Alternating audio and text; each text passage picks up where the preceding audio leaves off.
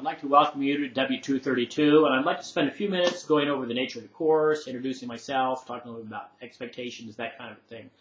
Basically, my own background is that I started teaching this course about a decade ago at the Warsaw Center. So I've taught W233 every year since then, many face-to-face sections, and most recently I've specialized in the online sections. Okay, I've taught this course online for about half of that time at least.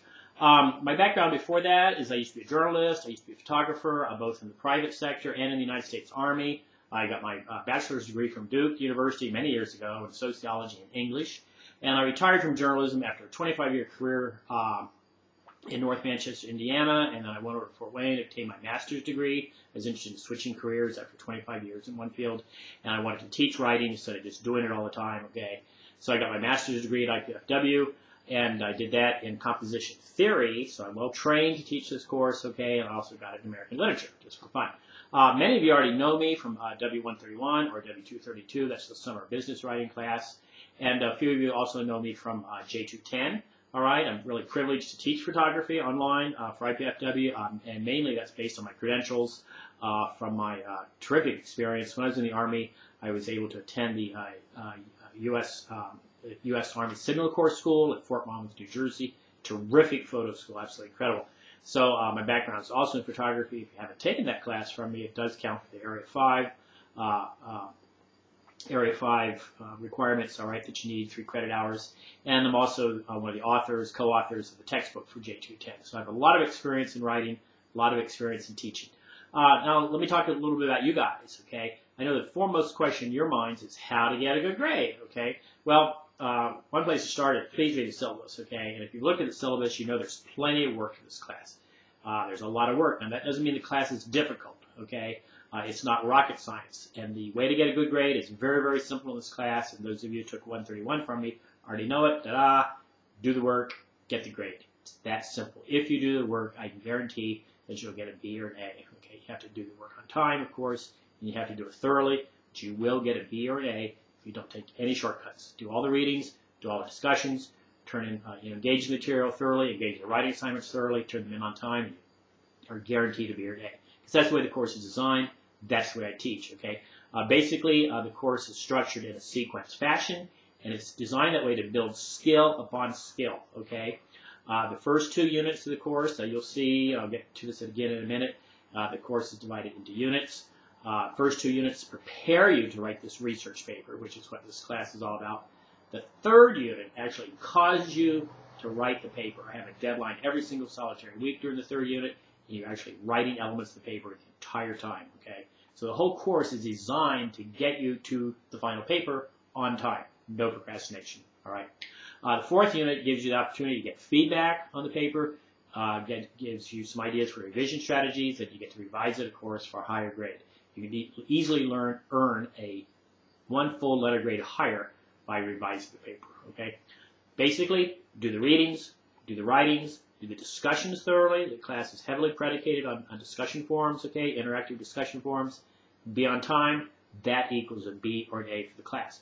Now, speaking about you guys, okay, you may already be wondering, gee, what's my topic going to be for a semester-long research paper? That's simple. The entire first unit, which is 4 weeks long, is about acquiring a topic for you that suits you. The goal being to come out of this entire semester with a paper with research that helps you in your own personal life. So I spent 4 weeks guiding you towards the right topic for you, okay? Course structure, I kind of mentioned the course is very carefully structured, and if you've been playing around in Blackboard, you'll discover right away that it's based on learning modules, and each learning module equals 1 unit, all right? So obviously you start with the first learning module. That's the first unit, okay? All the material is in these modules. The modules are sequenced. You'll see links going down through the module, all right? Please always be very careful to be looking on the left. Make sure all those links are open. Sometimes you'll see a black line. It's like an index on the left of the learning module once you open it. Sometimes you see a black, that's a title. That always means there's other material under there. If you see a plus sign beside it, click on that plus sign and make sure you expand that material. Make sure you always see the whole index, the entire table of contents. The table of contents is divided up into groups, all right? The groups kind of unfold in a logical fashion, but that doesn't mean you can just do the first group in the table of contents and not do anything else that week. You have to go down to where the discussions are. You have to go down to where the writing assignments are. So you kind of have to look globally at the whole unit, and then you have to pace yourself, okay? All the material, all the readings, all the writings, all the assignment links, everything that you need is in that learning module. It's in that unit, okay? You may have noticed from the syllabus already, there is no textbook for the class, all right? Everything's provided. This is an internet course. Get everything off the internet, all right, except for your paper. Don't forget that. So all the material's there. It's in the learning modules. Just make sure the learning module is open completely. Make sure you're looking at the left-hand side to see that table of contents. Make sure you look at every link. There is no busy work for this class. There are no wasteful readings. Everything causes you to gain knowledge. You should be approaching this class as a way to gain knowledge. This class is about critical thinking, okay? This class is about how to make your way through life in a critical fashion where you are empowered to make the best decisions for yourself all the time. And then sideline, of course, it helps you write papers so that you can succeed in your other classes, okay? Altogether, you're going to have 34 pages of formal or fairly formal writing, okay? But don't panic. The research paper is only 10 pages long, plus, of course, the works cited or reference pages, which are sometimes at least 1 page, sometimes 2 pages long, okay? Along the way, as these learning modules are unfolding, as you're doing the work week by week, unit by unit, you're going to hear from me very regularly. You'll hear from me via these videos. I'll do these very often, every week, always at the beginning of every unit, okay? So every week, get into Blackboard right at the beginning of the week and look for a new video right here at the top of the homepage from me, okay? You'll also see podcasts and the discussions about halfway through the week when discussions due. I get in there, take a look at what you're doing, and add my own 2 cents worth, and that's a podcast. It's an MP3 file like you hear on your iPods, okay? And then, of course, I'll email you through Blackboard pretty frequently, not all the time. I try not to bombard you. The course is already there. You don't need email from me to deliver the course to you. But occasionally I'll send you email reminders or updates, that kind of thing. So listen, here's the strategy on how to be successful in this class, okay? Of course, it is a question of doing the work, doing it on time, getting it done, and getting the grade. It's easy, okay? You need to treat it like a Monday, Wednesday, Friday class, all right? You know, you need to get in here early in the week, right? You need to spend some time in the learning module. You need to understand what you need to be doing that week, okay? Then you need to come back in again, do some of the work, some of the reading, some of the writing. Come in again by Friday. I'd say get most of your work done by Friday. Make sure you meet the Sunday deadlines. There are always Sunday night deadlines. There's always something to do by Sunday night. Don't ruin your weekend by waiting to the end, okay? And don't ever think that you can put the whole unit off or the whole week off until Sunday afternoon and get it done. You can't. I guarantee you it's a terrible strategy. Okay, don't procrastinate. You can't procrastinate on paper. It causes you to do it via deadlines, okay? But you could accidentally procrastinate during the week. Try to put everything off to the weekend or until Sunday night. You'll be sorry. Okay, don't do that. That's not a good strategy. Another successful strategy is to ask me questions if you have a question. But first, please go over the syllabus. All right, make sure you look for the answer to the syllabus. That's good material. Okay, I know the syllabus is long. All right, it's basically because I taught the course for so long.